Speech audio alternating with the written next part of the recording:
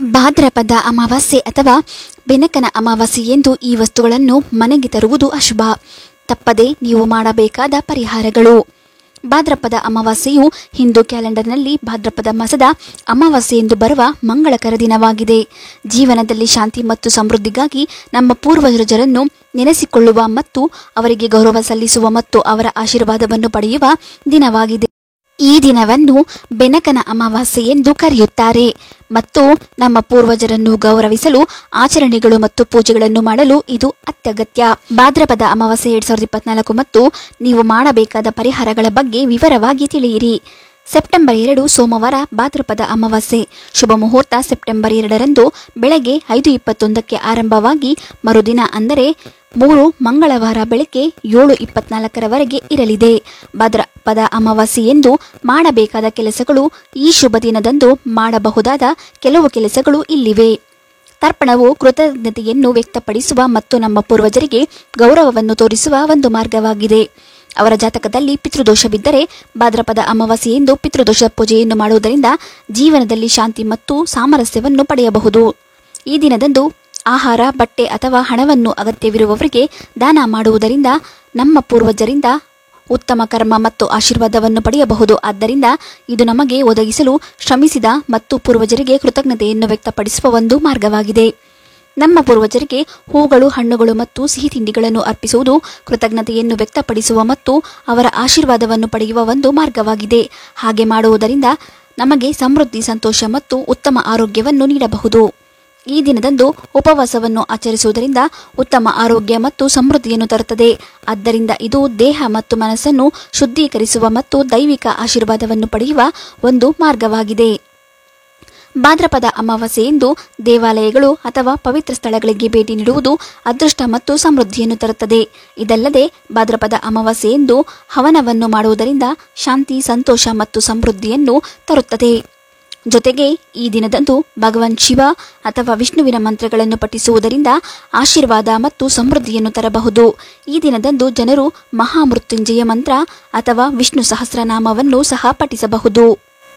ಈ ದಿನದಂದು ಹಿರಿಯರಿಂದ, ವಿಶೇಷವಾಗಿ ಅಜ್ಜಿಯರಿಂದ ಆಶೀರ್ವಾದವನ್ನು ಪಡೆಯುವುದು ಮಂಗಳಕರವಾಗಿದೆ. ಕೊನೆಯದಾಗಿ ಭಾದ್ರಪದ ಅಮಾವಾಸ್ಯೆಯೆಂದು ಭಗವಾನ್ ಶಿವನಿಗೆ ಪ್ರಾರ್ಥನೆ ಸಲ್ಲಿಸುವುದು ಶಾಂತಿ, ಸಂತೋಷ ಮತ್ತು ಸಮೃದ್ಧಿಯನ್ನು ತರುತ್ತದೆ. ಭಾದ್ರಪದ ಅಮಾವಾಸ್ಯೆಯೆಂದು ನೀವು ಮಾಡಬಾರದ ಕೆಲಸಗಳು. ಭಾದ್ರಪದ ಅಮಾವಾಸ್ಯೆಯೆಂದು ಅಶುಭಕರವಾದ ಕಾರಣದಿಂದ ಕೆಲವು ಕೆಲಸಗಳನ್ನು ಮಾಡಬಾರದು. ಭಾದ್ರಪದ ಅಮಾವಾಸ್ಯೆಯೆಂದು ನೀವು ಮಾಡಬಾರದ ಕೆಲವು ಕೆಲಸಗಳು ಇಲ್ಲಿವೆ. ಭಾದ್ರಪದ ಅಮಾವಾಸ್ಯೆಯು ಹೊಸ ಉದ್ಯಮಗಳಿಗೆ ಅಶುಭವಾಗಿದೆ, ಏಕೆಂದರೆ ಅದು ಯಶಸ್ವಿಯಾಗುವುದಿಲ್ಲ.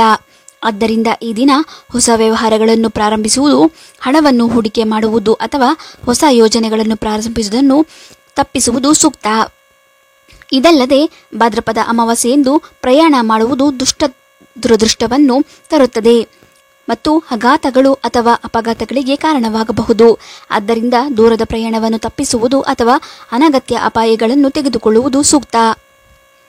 ಅದಲ್ಲದೆ ಭಾದ್ರಪದ ಅಮಾವಾಸ್ಯೆಯೆಂದು ಉಗುರುಗಳು ಮತ್ತು ಕೂದಲನ್ನು ಕತ್ತರಿಸುವುದು ಅಶುಭವಾಗಿದೆ. ಇದು ದುರದೃಷ್ಟವನ್ನು ತರುತ್ತದೆ ಮತ್ತು ನಿಮ್ಮ ಆರೋಗ್ಯದ ಮೇಲೆ ಪರಿಣಾಮ ಬೀರುತ್ತದೆ. ಇದಲ್ಲದೆ ಭಾದ್ರಪದ ಅಮಾವಾಸ್ಯೆಯೆಂದು ಮಾಂಸಾಹಾರಿ ಆಹಾರವನ್ನು ಸೇವಿಸುವುದರಿಂದ ನಿಮ್ಮ ಆರೋಗ್ಯದ ಮೇಲೆ ದುರದೃಷ್ಟವು ಉಂಟಾಗುತ್ತದೆ. ಆದ್ದರಿಂದ ಈ ದಿನ ಮಾಂಸಾಹಾರ ಸೇವಿಸುವುದನ್ನು ತಪ್ಪಿಸುವುದು ಸೂಕ್ತ. ಈ ಅಮಾವಾಸ್ಯೆಯು ಯಾವುದೇ ನಿರ್ಮಾಣ ಕಾರ್ಯವನ್ನು ಪ್ರಾರಂಭಿಸಲು ಉತ್ತಮ ದಿನವಲ್ಲ, ಏಕೆಂದರೆ ಇದು ಭವಿಷ್ಯದಲ್ಲಿ ವಿಳಂಬ ಮತ್ತು ಸಮಸ್ಯೆಗಳಿಗೆ ಕಾರಣವಾಗಬಹುದು. ಭಾದ್ರಪದ ಅಮಾವಾಸ್ಯೆ 2024ರಂದು ಪಠಿಸಲೇಬೇಕಾದ ಕೆಲವು ಮಂತ್ರಗಳು ಮತ್ತು ಪೂಜೆಗಳು ಇಲ್ಲಿವೆ. ಮಂತ್ರಗಳು: ಮಹಾಲಕ್ಷ್ಮಿ ಮಂತ್ರ. ಭಾದ್ರಪದ ಅಮಾವಾಸ್ಯೆಯೆಂದು ಮಹಾಲಕ್ಷ್ಮಿ ಮಂತ್ರವನ್ನು ಪಠಿಸುವುದರಿಂದ ಸಂಪತ್ತು ಮತ್ತು ಸಮೃದ್ಧಿ ಬರುತ್ತದೆ. ಓಂ ಶ್ರೀಂ ಹೀಂ ಶ್ರೀಂ ಕಮಲೆ ಕಮಲಾಲಯೇ ಪ್ರಸೀದ ಪ್ರಸೀದ ಶ್ರೀಂ ಹೀಂ ಶ್ರೀಂ ಓಂ ಮಹಾಲಕ್ಷ್ಮಿ ನಮಃ ಎಂಬ ಮಂತ್ರ. ಶಿವಮಂತ್ರ. ಭಾದ್ರಪದ ಅಮಾವಾಸ್ಯೆಯೆಂದು ಶಿವಮಂತ್ರವನ್ನು ಪಠಿಸುವುದರಿಂದ ಶಾಂತಿ, ಸೌಹಾರ್ದತೆ ಮತ್ತು ಸಂತೋಷವನ್ನು ತರುತ್ತದೆ. ಮಂತ್ರ: ಓಂ ನಮಃ ಶಿವಾಯ. ಗಾಯತ್ರಿ ಮಂತ್ರ. ಭಾದ್ರಪದ ಅಮಾವಾಸ್ಯೆಯೆಂದು ಗಾಯತ್ರಿ ಮಂತ್ರವನ್ನು ಪಠಿಸುವುದರಿಂದ ಬುದ್ಧಿವಂತಿಕೆ, ಜ್ಞಾನ ಮತ್ತು ಜ್ಞಾನೋದಯವಾಗುತ್ತದೆ. ಓಂ ಭೂರ್ಭುವಸ್ವಃ ತತ್ಸವಿತುರ್ವರುಣ್ಯಂ ಭರ್ಗೋ ದೇವಸ್ಯ ಧೀಮಹಿ ಧಿಯೋ ಯೋ ನ ಪ್ರಚೋದಯಾತ್ ಎಂಬುದು ಮಂತ್ರ. ದುರ್ಗಾ ಮಂತ್ರ. ಭಾದ್ರಪದ ಅಮಾವಾಸ್ಯೆಯಂದು ದುರ್ಗಾ ಮಂತ್ರವನ್ನು ಪಠಿಸುವುದರಿಂದ ರಕ್ಷಣೆ ಶಕ್ತಿ ಮತ್ತು ಧೈರ್ಯ ಬರುತ್ತದೆ. ಓಂ ಧುಂ ದುರ್ಗಾಯೈ ನಮಃ ಎಂಬುದು ಮಂತ್ರ. ಗಣೇಶನ ಮಂತ್ರ. ಭಾದ್ರಪದ ಅಮಾವಾಸ್ಯೆಯಂದು ಗಣೇಶನ ಮಂತ್ರವನ್ನು ಪಠಿಸುವುದರಿಂದ ಯಶಸ್ಸು, ಅದೃಷ್ಟ ಮತ್ತು ಬುದ್ಧಿವಂತಿಕೆ ಬರುತ್ತದೆ. ಓಂ ಗಂಗಣಪತಿಯೇ ನಮಃ ಎಂಬುದು ಮಂತ್ರ.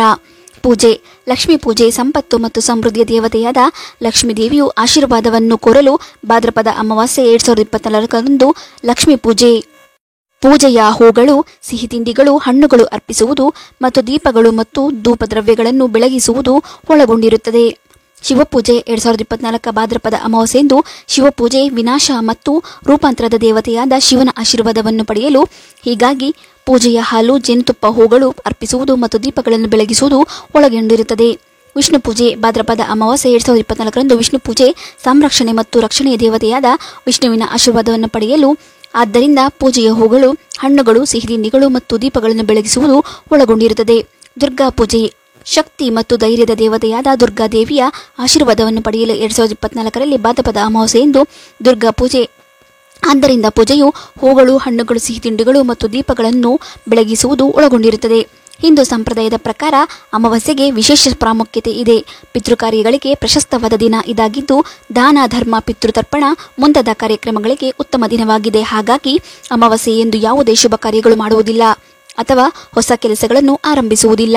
ಕೆಲವು ವಸ್ತುಗಳನ್ನು ಸಹ ಖರೀದಿಸುವುದು ಅಶುಭವೆಂದು ಹೇಳಲಾಗುತ್ತದೆ. ಹಾಗಾದರೆ ಅಮಾವಾಸ್ಯೆಯಂದು ಮನೆಗೆ ತರಬಾರದ ವಸ್ತುಗಳು ಯಾವುವೆಂದು ತಿಳಿಯೋಣ. ಸನಾತನ ಸಂಸ್ಕೃತಿಯಲ್ಲಿ ಅನೇಕ ಬಗೆಯ ಆಚರಣೆಗಳಿವೆ. ಆಯಾ ಆಚರಣೆಗೆ ಅದರದ್ದೇ ಆದ ಮಹತ್ವವಿದೆ. ಪಂಚಾಂಗದಲ್ಲಿ ನಮೂದಿಸಿದ ತಿಥಿ ಮುಹೂರ್ತಗಳಿಗನುಗುಣವಾಗಿ ಕೆಲವೊಂದು ದಿನಗಳು ಕೆಲವು ಕೆಲಸಗಳಿಗೆ ನಿಷಿದ್ಧವಾಗಿರುತ್ತದೆ. ಹಿಂದೂ ಸಂಪ್ರದಾಯದ ಪ್ರಕಾರ ಹುಟ್ಟಿದ ವಾರ, ಕ್ಷೌರ ಮಾಡಿಸುವುದು, ಉಗುರು ಕತ್ತರಿಸುವುದು ಮಾಡಬಾರದು ಎಂಬ ನಿಯಮವಿದೆ. ಹಾಗೆಯೇ ತಿಥಿಯ ಪ್ರಕಾರ ಏಕಾದಶಿ ಎಂದು ಕೆಲವರು ಉಪವಾಸ ಮಾಡುತ್ತಾರೆ, ಇಲ್ಲವೇ ಒಂದು ಹೊತ್ತು ಮಾತ್ರ ಭೋಜನ ಮಾಡುತ್ತಾರೆ. ಹಲವು ಸಂಪ್ರದಾಯಗಳನ್ನು ಆಚರಿಸುವವರು ಕೆಲವರೇ ಆದರೂ ಅದರ ಮಹತ್ವ ತಿಳಿದು ಪಾಲಿಸಿದೆ ಎಲ್ಲರಿಗೂ ಅನುಕೂಲವಾಗುತ್ತದೆ. ಅಮಾವಾಸ್ಯೆ ತಿಥಿಯು ಪಿತೃಗಳಿಗೆ ಅರ್ಪಿತವಾದ ದಿನ. ಹಾಗಾಗಿ ಆ ದಿನ ರಾತ್ರಿ ಹೊರಗಡೆ ಯಾರೂ ಹೆಚ್ಚು ಓಡಾಡುತ್ತಿರಲಿಲ್ಲ. ಅಮಾವಾಸ್ಯೆ ಎಂದರೆ ಉತ್ತಮ ಕಾರ್ಯಗಳನ್ನು ಮಾಡಲು ಒಳ್ಳೆಯ ದಿನವಲ್ಲ ಎಂಬ ನಂಬಿಕೆ. ಹಾಗಾಗಿ ಆ ದಿನ ಕೆಲವು ವಸ್ತುಗಳನ್ನು ಮನೆಗೆ ತರುವುದು ಶ್ರೇಯಸ್ಸಲ್ಲ ಎಂಬ ಮಾಹಿತಿ. ಹಾಗಿದ್ದರೆ ಆ ವಸ್ತುಗಳ ಬಗ್ಗೆ ತಿಳಿಯೋಣ. ಪರಕೆ. ಅಮಾವಾಸ್ಯೆ ಪಿತೃಗಳ ದಿನವೆಂದು ಹೇಳಲಾಗುತ್ತದೆ. ಆ ದಿನ ಶನಿದೇವರ ದಿನವೂ ಆಗಿದೆ. ಲಕ್ಷ್ಮೀ ದೇವಿಗೂ ಪೊರಕೆಗೂ ಸಂಬಂಧವಿರುವ ಕಾರಣ ಅಮಾವಾಸ್ಯೆಯೆಂದು ಪೊರಕೆಯನ್ನು ಮನೆಗೆ ತಂದರೆ ಲಕ್ಷ್ಮೀ ದೇವಿಯು ಕೋಪಗೊಳ್ಳುತ್ತಾಳೆ ಎಂಬ ನಂಬಿಕೆ ಇದೆ. ಅಷ್ಟೇ ಅಲ್ಲದೆ ಮನೆಯಲ್ಲಿ ನಕಾರಾತ್ಮಕ ಶಕ್ತಿಯು ಹೆಚ್ಚುವುದರಿಂದ ಅನಗತ್ಯ ವಸ್ತುಗಳ ಮೇಲೆ ಅನಾರೋಗ್ಯಗಳಿಗೆ ಹಣ ಖರ್ಚಾಗುವ ಸಾಧ್ಯತೆ ಹೆಚ್ಚಿರುತ್ತದೆ. ಅಭಿವೃದ್ಧಿ ಹೊಂದುವುದು ಕಷ್ಟಕರವಾಗುತ್ತದೆ. ಹಾಗಾಗಿ ಅಮಾವಾಸ್ಯೆಯೆಂದು ಪೊರಕೆಯನ್ನು ಮನೆಗೆ ತರುವುದು ಶುಭವಲ್ಲ. ಗೋಧಿ ಹಿಟ್ಟು. ಗೋಧಿ ಅಥವಾ ಗೋಧಿ ಹಿಟ್ಟು ಯಾವುದನ್ನು ಅಮಾವಾಸ್ಯೆಯೆಂದು ಮನೆಗೆ ತರುವುದು ಶುಭವಲ್ಲ ಎಂಬ ನಂಬಿಕೆ ಇದೆ. ಅದರಲ್ಲೂ ವಿಶೇಷವಾಗಿ ಭಾದ್ರಪದ ಮಾಸದ ಅಮಾವಾಸ್ಯೆಯೆಂದು ಇದನ್ನು ಪಾಲಿಸಲೇಬೇಕೆಂದು ಶಾಸ್ತ್ರ ಹೇಳುತ್ತದೆ. ಈ ದಿನ ಗೋಧಿ ಅಥವಾ ಹಿಟ್ಟನ್ನು ಕೊಳ್ಳುವುದು ಪಿತೃಗಳಿಗೆ ಮಾತ್ರ ಎಂಬ ನಂಬಿಕೆ ಇದೆ. ಹಾಗಾಗಿ ಅಮಾವಾಸ್ಯೆ ದಿನ ಗೋಧಿ ಹಿಟ್ಟನ್ನು ಕೊಳ್ಳುವುದು ಅಶುಭವಾಗಿದೆ. ತಲೆಗೆ ಎಣ್ಣೆ ಹಚ್ಚಬಾರದು. ಅಮಾವಾಸ್ಯೆಯೆಂದು ತಲೆಗೆ ಎಣ್ಣೆ ಹಚ್ಚುವುದು ಉತ್ತಮವಲ್ಲ. ಹಾಗೆಯೇ ಸಂಕ್ರಾಂತಿಯೆಂದು ಸಹ ಎಣ್ಣೆ ಹಚ್ಚುವುದು ಅಶುಭವೆಂದು ಹೇಳಲಾಗುತ್ತದೆ. ಅಮಾವಾಸ್ಯೆಯೆಂದು ಎಣ್ಣೆಯನ್ನು ದಾನ ಮಾಡುವುದರಿಂದ ಶನಿಯ ಉತ್ತಮ ಪ್ರಭಾವ ಹೆಚ್ಚಾಗುವುದಲ್ಲದೆ ಶನಿದೋಷ ನಿವಾರಣೆಯಾಗುತ್ತದೆ. ಪಿತೃಗಳ ನಿಮಿತ್ತ ಇರುವ ಅಮಾವಾಸ್ಯೆಯೆಂದು ಸಾತ್ವಿಕ ಸ್ಥಿತಿಯನ್ನು ಕಾಯ್ದುಕೊಳ್ಳುವ ಸಲುವಾಗಿ ಸಿಂಗರಿಸಿಕೊಳ್ಳುವುದು ಮತ್ತು ತಲೆಗೆ ಎಣ್ಣೆ ಹಚ್ಚುವುದು ನಿಷಿದ್ಧವೆಂದು ಹೇಳಲಾಗಿದೆ. ಇನ್ನೊಂದು ರೀತಿಯಲ್ಲಿ ಹೇಳುವುದಾದರೆ ಅಮಾವಾಸ್ಯೆಯೆಂದು ಚಂದ್ರನ ಪಕ್ಷ ಪರಿವರ್ತನೆಯಾಗುತ್ತದೆ. ಹಾಗಾಗಿಯೇ ಸಂಕ್ರಾಂತಿಯೆಂದು ಸೂರ್ಯನ ಸ್ಥಿತಿ ಬದಲಾವಣೆಯಾಗುತ್ತದೆ. ಹಾಗಾಗಿ ಸಕಾರಾತ್ಮಕತೆಯನ್ನು ಕಾಪಾಡಿಕೊಳ್ಳಲು ಆ ದಿನ ತಲೆಗೆ ಎಣ್ಣೆ ಹಚ್ಚದೆ ಸಾತ್ವಿಕ ಭಾಗವನ್ನು ಹೊಂದುವುದು ಶುಭವೆಂದು ಹೇಳಲಾಗುತ್ತದೆ. ಶುಭ ಕಾರ್ಯಕ್ಕಾಗಿ ವಸ್ತುಗಳು ಕೊಳ್ಳುವುದು ಪಿತೃಕರ್ಮಗಳಿಗೆ ಮತ್ತು ಪಿತೃಗಳ ಸಲುವಾಗಿ ದಾನ ನೀಡಲು ಶ್ರೇಷ್ಠವಾದದ್ದು ಅಮಾವಾಸ್ಯೆ ದಿನ. ಹಾಗಾಗಿ ಆ ದಿನ ಶುಭ ಕಾರ್ಯಗಳ ನಿಮಿತ್ತ ಯಾವುದೇ ವಸ್ತುಗಳನ್ನು ಕೊಳ್ಳುವುದು ಅಶುಭವೆಂದು ಹೇಳಲಾಗುತ್ತದೆ. ಮಾಂಸ ಮತ್ತು ಮದ್ಯ. ಅಮಾವಾಸ್ಯೆ ಮತ್ತು ಹುಣ್ಣಿಮೆಯೆಂದು ಪಿತೃ ಹಾಗೂ ದೇವ ಕಾರ್ಯಗಳಿಗೆ ಮೀಸಲಾದ ದಿನ. ಹಾಗಾಗಿ ಅಂದು ಮಾಂಸ ಮತ್ತು ಮದ್ಯ ಸೇವಿಸುವುದು ಅಥವಾ ಕೊಂಡು ತಂದಿಡುವುದು ಅಶುಭವೆಂದು ಪರಿಗಣಿಸಲಾಗುತ್ತದೆ. ಶಾಸ್ತ್ರದ ಪ್ರಕಾರ ಮಾಂಸ ಮತ್ತು ಮದ್ಯ ಸೇವನೆಯ ಶನಿಯ ಅಶುಭ ಪ್ರಭಾವವನ್ನು ಹೆಚ್ಚು ಮಾಡುತ್ತದೆ. ಶನಿಯ ದೃಷ್ಟಿಯಿಂದ ಪಾರಾಗಲು ಅಮಾವಾಸ್ಯೆಯೆಂದು ಸಾತ್ವಿಕ ಭಾವದಿಂದ ಇರುವುದು ಶ್ರೇಯಸ್ಕರವಾಗಿದೆ. ವಿಡಿಯೋ ಇಷ್ಟ ಆದರೆ ಲೈಕ್ ಮಾಡಿ, ಶೇರ್ ಮಾಡಿ, ನಮ್ಮ ಚಾನಲ್ ಸಬ್ಸ್ಕ್ರೈಬ್ ಮಾಡಿ. ಮುಂದಿನ ವಿಡಿಯೋದೊಂದಿಗೆ ಭೇಟಿಯಾಗೋಣ. ಧನ್ಯವಾದಗಳು.